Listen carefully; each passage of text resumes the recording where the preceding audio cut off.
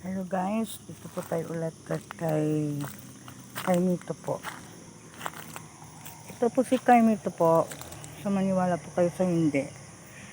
50 years na yata to. Yan po. 50 years na to. Tagal-tagal na po yung photo siya. Hindi ko pinapuputol yung puno niya dahil meron po nakatira dito. Kaya na pong humusga.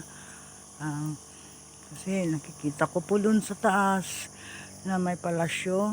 Nakausap ko po si Nang Reyna at saka si Amang Hari sa vision ko, sa panaginip ko. Nasa taas po sila.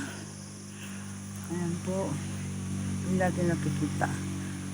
Tingnan ninyo kay Mito lang ito or star apple. Ayan po ang boundary namin. Boundary po na lang lupa namin dito guys, hanggang dun sa baba.